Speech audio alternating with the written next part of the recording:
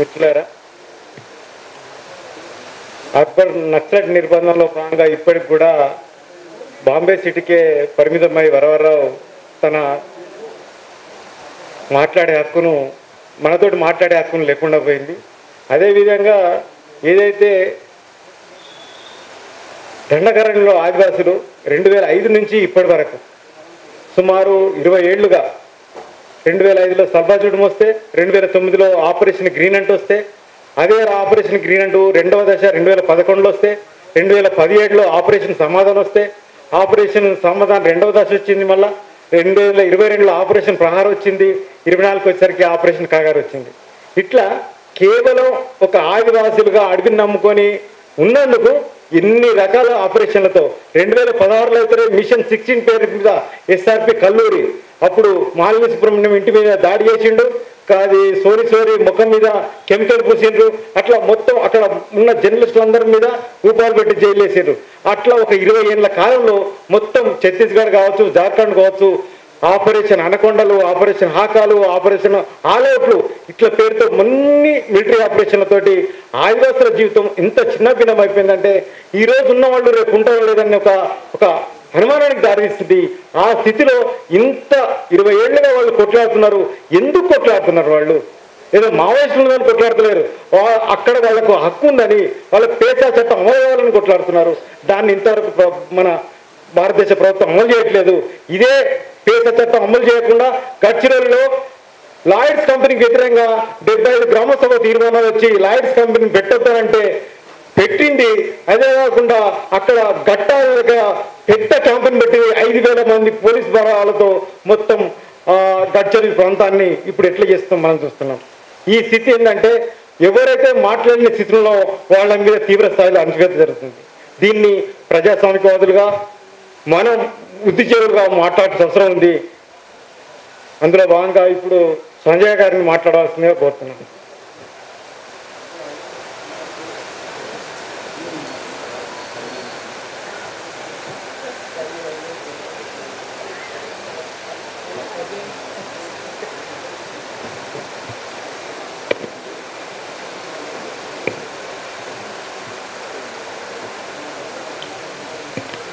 जय भीम, लाल सलाम, नील सलाम, हरा సలాం, సత్రంగికా సలాం. ఇంతమందిని ఉంటేనే సమాజంలో అది దాని విశిష్టత ఉంటుంది. ఇక్కడ పెట్టినటువంటి పోస్టర్లో చనిపోయారని చెప్తున్నటువంటి వాళ్ళందరూ కూడా మనం కోల్పోయినటువంటి ఈ 10 సంవత్సరాల్లో మనం కోల్పోయినటువంటి అడవులకి ప్రతీకలు వాళ్ళు. ఆ అడవుల్ని రక్షించుకోవటంలో తమ ప్రాణాలని అడ్డుగా పెట్టినటువంటి మనలాంటి సామాన్య ప్రజలు. ఎందుకని చెప్పి ఆ అడవుల్ని మనము మాట్లాడాల్సి వస్తుంది. మాట్లాడితే పర్యావరణం అంటాము, ఎండలు భరించలేమంటాము, లేకపోతే చెడగొట్టు వానలు వస్తున్నాయంటాము. పర్యావరణం ముఖ్యమని మనకు అర్థమవుతుంది, కానీ ఎక్కువ వానలు తక్కువ వానలు అక్కడే చర్చ ఆగిపోతూ ఉంటుంది సామాన్యమైనటువంటి జీవితంలో.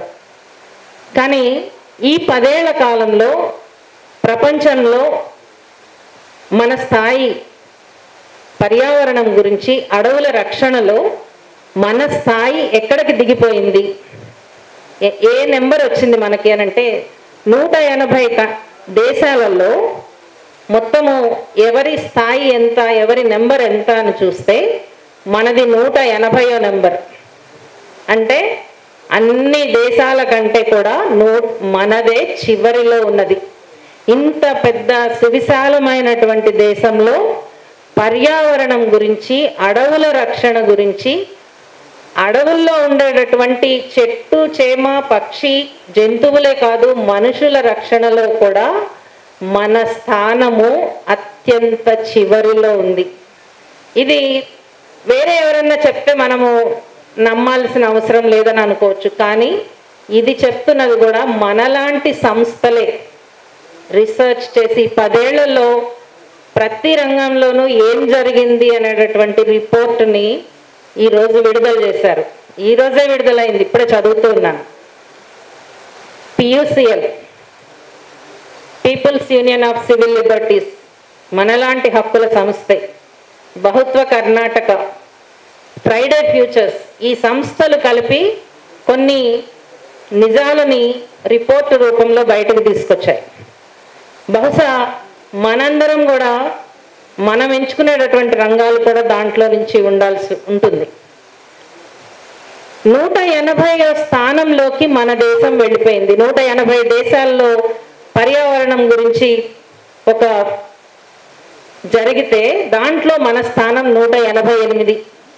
2012లో మన స్థానం 125, అంటే కొంచెం పర్లేదు అన్నట్టుగా ఉంది 2012లో.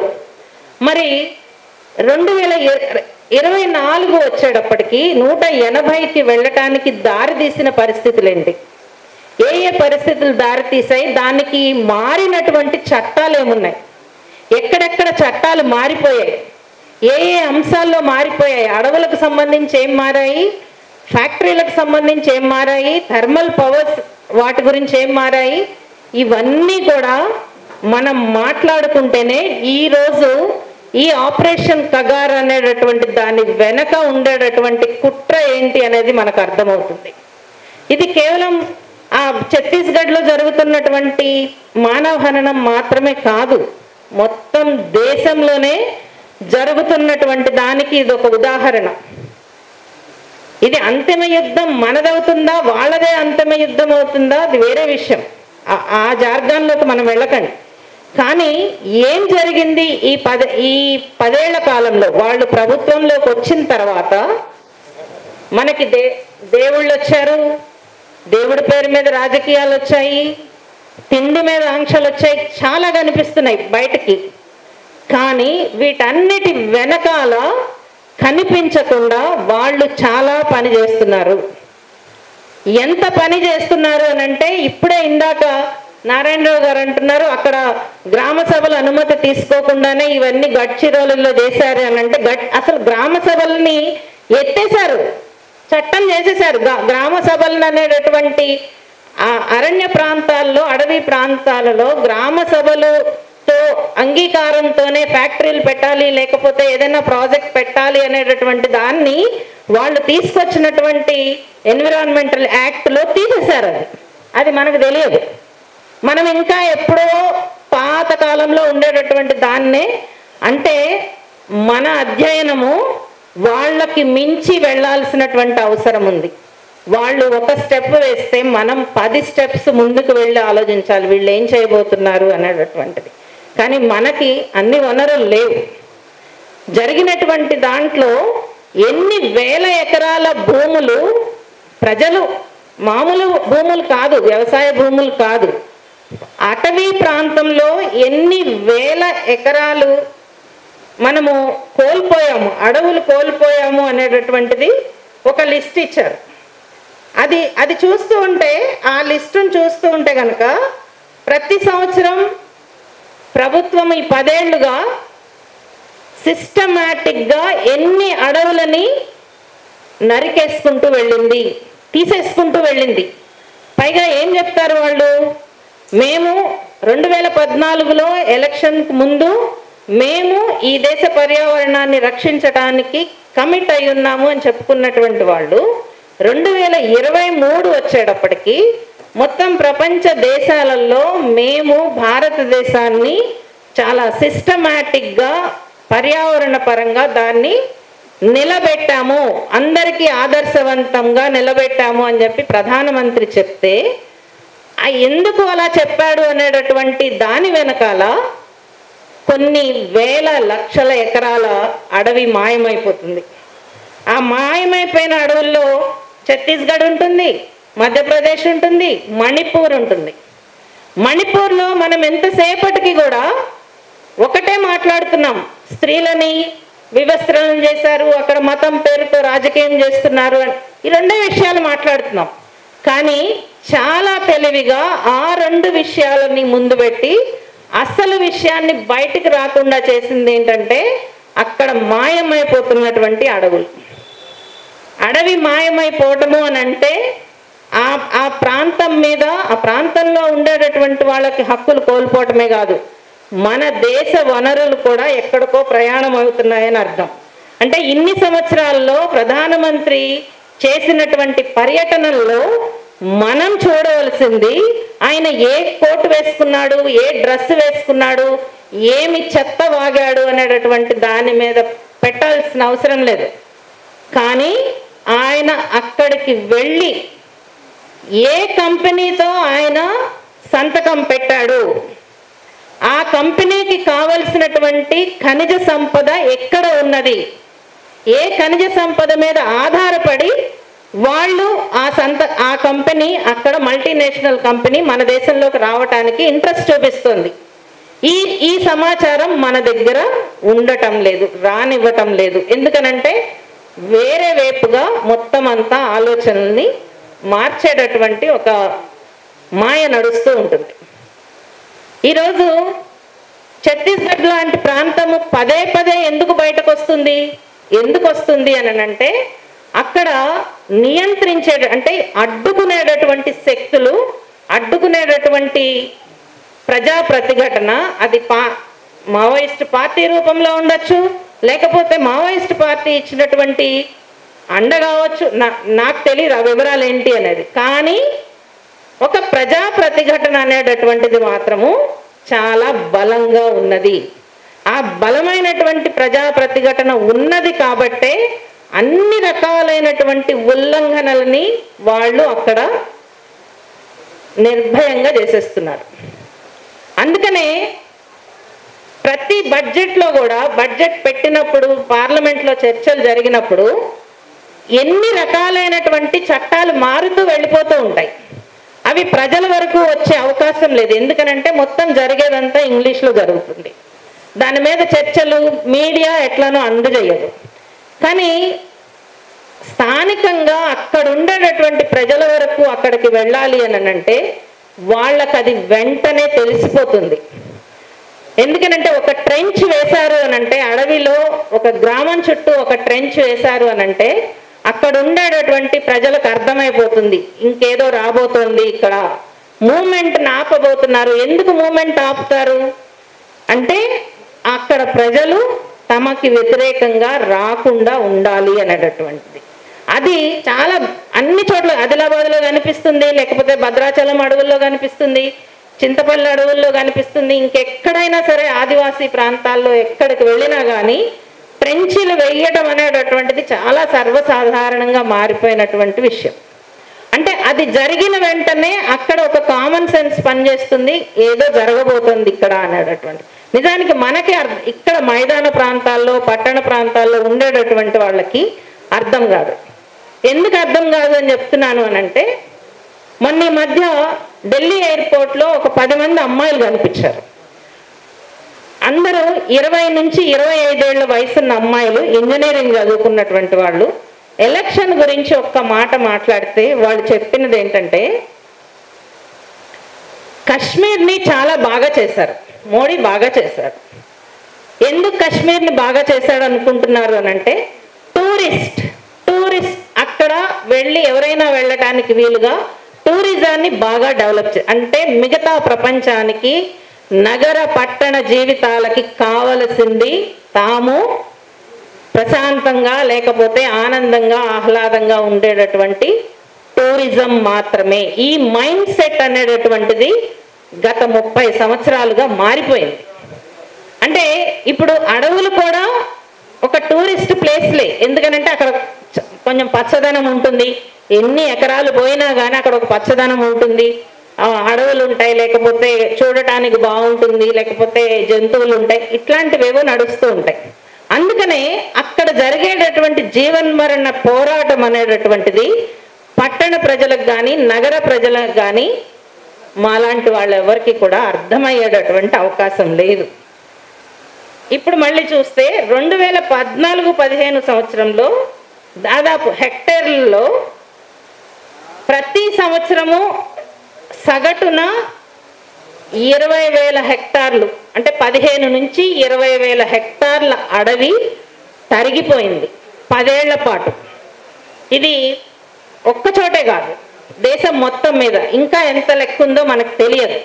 అంటే అంత అడవి పోవటము అనంటే ఆ అడవిలో ఆ అడవి ఇచ్చేటటువంటి పర్యావరణం ఒక్కటే కాదు, ఆ అడవి మీద ఆధారపడి జీవించేటటువంటి ప్రతి ఒక్కళ్ళ మానవ హక్కులకి, జీవన హక్కులకి అన్నిటికీ కూడా విఘాతం కలిగినట్లే, అవన్నీ కూడా హరించిపోయినట్లే. ఎక్కడైతే నిలబడతారో, ఎక్కడైతే ప్రశ్నిస్తారో, ఎక్కడైతే ముందుకు వస్తారో, ఎంతో కొంత ఆ ముందుకు రావటం అనేది ఉంటుందో, బలమైనటువంటి ప్రతిఘటన ఎక్కడైతే ఉంటుందో అక్కడ సామాన్యమైనటువంటి ప్రజల మీదకి ఇలా సవాలుగా తేలుతారు. ఇది జరుగుతున్నది. ఈ వెనకాల జరుగుతున్నటువంటి దానిని మనం ప్రశ్నించవలసింది. ఈ రోజు ఇక్కడ 120 మంది చనిపోయారు అంటే రోజుకి ఒకళ్ళ చొప్పున ఈ 4 నెలలుగా చనిపోయారు అని అనుకుంటే గనక మనం మాట్లాడవలసింది కేవలం ఈ 120 మంది గురించి మాత్రమేనా? ఈ 120 మందితో పాటు ఈ 120 మంది ఎవరికైతే, ఏ అడవికైతే ప్రతీకలుగా నిలబడ్డారో ఆ అడవి గురించి మాట్లాడాలి. ఆ అడవి లోపల ఉండేటటువంటి ఖనిజం గురించి మాట్లాడాలి. ఆ ఖనిజం ఇచ్చేటటువంటి ఉపయోగము మన దేశానికి ఎంత ఉన్నది, దాన్ని తీయడం ద్వారా మల్టీనేషనల్ కంపెనీలకు వెళ్ళేటటువంటి ఆదాయం ఎంత వెళుతుంది, దాన్ని కొమ్ము కాసేటటువంటి రాజకీయ పార్టీలకు ఎంత వెళుతుంది అనేది మాట్లాడాలి. ఎందుకు అనంటే ఎవరైతే ఈ ఛత్తీస్గఢ్లో 120 మంది చావులకి కారణమయ్యారో వాళ్ళు హోర్డింగుల మీద మేము ఆదివాసీ జీవనానికి, ఆదివాసీ నవ్వులకి మేము ప్రతిజ్ఞ చేస్తున్నామని చెప్పి పెడతారు. మీరు కావాలంటే మాసప్ ట్యాంక్ దగ్గరికి వెళ్ళి చూడండి. NMDC అనే ఒక సంస్థ ఉంటుంది, మినరల్ డెవలప్మెంట్ కార్పొరేషన్. వాళ్ళు పెద్ద పెద్ద పోస్టర్స్ పెడతారు. ఏంటి అక్కడ ఆదివాసీ జీవితాల కోసమే మేము పనిచేస్తున్నాము అని చెప్తారు. అంటే వాటి వెనకాల కొల్లగొట్టేటటువంటి ధనం అపారమైనటువంటిది. ఎంత అపారం అంటే మనం ఊహించలేనంత అపారమైనటువంటి ధనాన్ని అక్కడ వాళ్ళు కొల్లగొడుతున్నారు. అందుకనే అక్కడ ఉండేటటువంటి కంపెనీలు ఎవరైతే ఈ ఛత్తీస్గఢ్ ప్రాంతంలో ఆ కంపెనీలను తీసుకోవాలని చూసారో, ఎవరైతే డెవలప్మెంట్ దాంట్లోకి వచ్చారో వాళ్ళే ఎలక్ట్రల్ బాండ్స్ పేరు మీద బీజేపీకి కోట్లాది రూపాయలు పంపించారు. మనకి లింక్ అక్కడ అర్థమవుతుంది. ఈరోజు కేవలం జరిగింది మానవ హక్కుల ఉల్లంఘన మాత్రమే కాదు, మొత్తం దేశ సంపదకు సంబంధించినటువంటి, పర్యావరణానికి సంబంధించినటువంటి అతి పెద్ద కుట్ర ఈ చావుల వెనకాల ఉంది. ఆ కుట్రని బయటకు తీయాలి అనంటే మనం మన స్థాయిలో ఏం చేయగలుగుతాము అనేటటువంటిది ఆలోచించాలని నేను అనుకుంటున్నాను. ఎందుకనంటే ఒక్కళ్ళుగా చేయలేము, కానీ చెయ్యాలి అని అనుకుంటే గనక మనం మీటింగులకు వస్తాం. మీటింగులకు వచ్చినప్పుడు బాగుంటుంది, కానీ మనం మన సమూహంలోకి వెళ్ళినప్పుడు, మన సమూహంలో ఇది అర్థమయ్యేటట్టు మాట్లాడేటట్టు చేసినప్పుడు పరిస్థితి ఏంటి, నిర్బంధం ఎట్లా వస్తుందనే భయం ఒకటి ఉంటుంది. అక్కడే మనం ఆలోచించుకోవాలి. అంటే నిర్బంధానికి భయపడమని నేను చెప్పట్లే, కానీ నిర్బంధాన్ని ఎదుర్కొంటూనే ఈ సంస్థలు కూడా బయటకు తీసుకొచ్చారు. కాబట్టి ఆ రకమైనటువంటి దాంట్లో మనము వెళ్ళాల్సినటువంటి అవసరం ఉంది.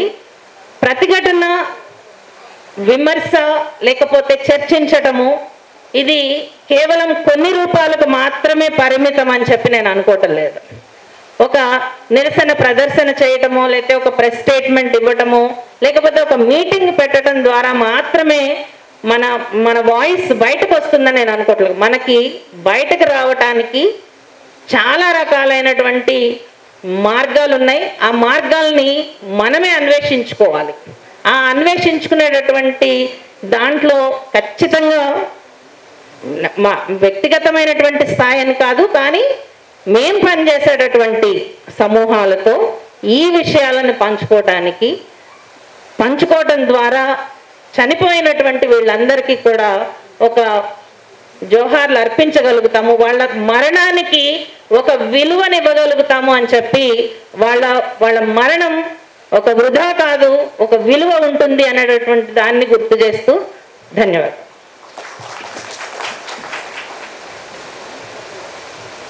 మిత్రులారా,